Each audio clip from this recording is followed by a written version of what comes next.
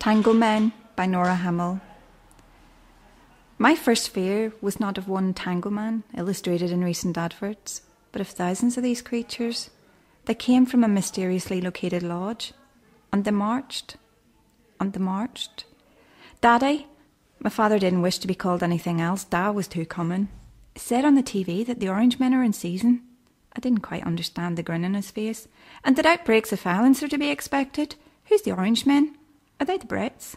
No, the Brits are the soldiers. The Peelers are the RUC, and the Orange Men are the Protestants, and they live over the corrugated fence, he said, pointing from his chair in the direction of the Springfield Road.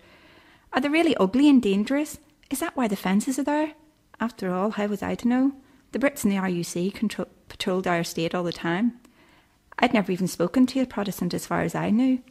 They're different, they speak different, and some say they might even have thicker necks. All you have to know is that they don't like us. Usually that would have been a sufficient answer, as my father wasn't one for idle chit-chat, and you wouldn't want to push him too far.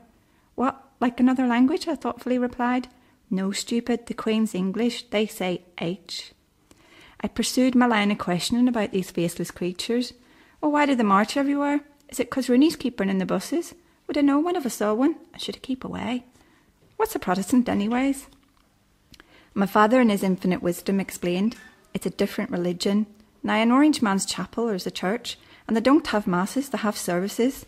They don't have Holy Communion. They don't have priests, they have chaplains, and they don't believe in the Virgin Mary. They divorce, and they really, really hate the Pope. Will you come in, Norah, and speak with your daughter? He shouted to my mummy in the kitchen. Why, what did the Pope do? Seems like they don't like much, do they? I said to myself as I ran out to play. I'd many a nightmare envisaging what would happen if those fences blew down in a gale. The future didn't seem bright, but it did seem orange. I mean, bombing, rioting, shooting, that was all in a lower league of fear, because that was all part and parcel of life in West Belfast. It wasn't unknown. Our nursery rounds consisted of songs such as Snook your loopy, nuts are we chuck bricks at the RUC. If they chuck them back at us, we'll go out and burn an Ulster bus. The best part of a hijack and burn was the anticipation for the enormous bang of the petrol tank, or the crash of the Scooby-Doo army tanks that pushed the carcasses of the cars down the embankment of the Glen Road, and the arguments of the tinkers fighting over the scraps. The knowledge that Mr. Kelly was killed whilst out attempting to get his daughter just made hopscotch more interesting. He'd landed on number 9 when he got shot by the army, so we concluded that you must never stand on it because it was unlucky. No, everything was a playground. I had no fear except Orange Men. The Red Indians, who I believed lived on our Black Mountain and had kept lighting fires with Doctor Who's Daleks. Perhaps they were sending smoke signals to those Orange Men over the fence.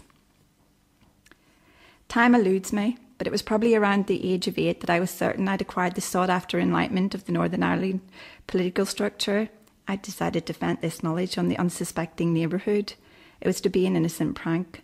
Of course, I needed help, so I enlisted the trustworthy comrades to the cause. This came in the form of my sister Sharon, 18 months younger than I, and the Meatballs, 2 brothers of a similar age called Jim and John Campbell, who were always eager to help in true and just cause of prankish tomfoolery. Santa had brought me a typewriter, which I'd been feeling resentful about because I wanted a bike. So I didn't have much use for it until now. So after hearing the news about another hoax bomb scare, I decided to do the same because I'd had such a good crack at it got on the TV. To whoever this may concern, we believe the occupants of this address for the past 3 months have been providing information to the RUC. Therefore, we advise you to evacuate the premises within an hour as a parcel's been planted in your garden. Signed, a squiggle. I typed it out for 4 with the dictionary at hand. Myself and comrades were resigned to post one through each letterbox of our choice. The first we put in a flat adjacent to our house, but no one was in. So in retaliation for their absence, we vowed to return to pester them by pressing the buzzers, impersonating Paisley, or our local priest, Father Hanson, who'd had a breakdown and kept shouting at the congregation, or to say the jokes, "Do walls live here? What the fuck's your house made of then?" The third we thought perhaps move away from my father's eyesight, so we ventured around the block.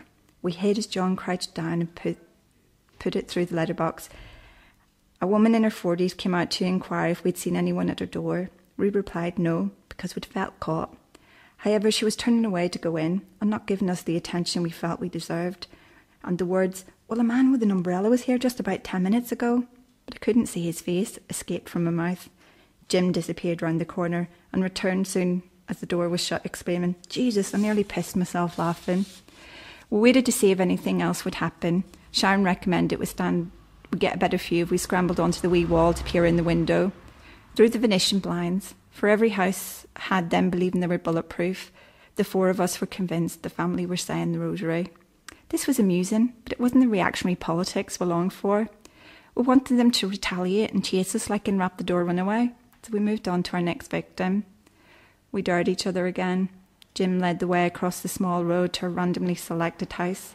It was one we didn't know, therefore less likely to have a backlash. Indeed, a well-thought-out strategy. We were professional. We waited, and then we decided to go home.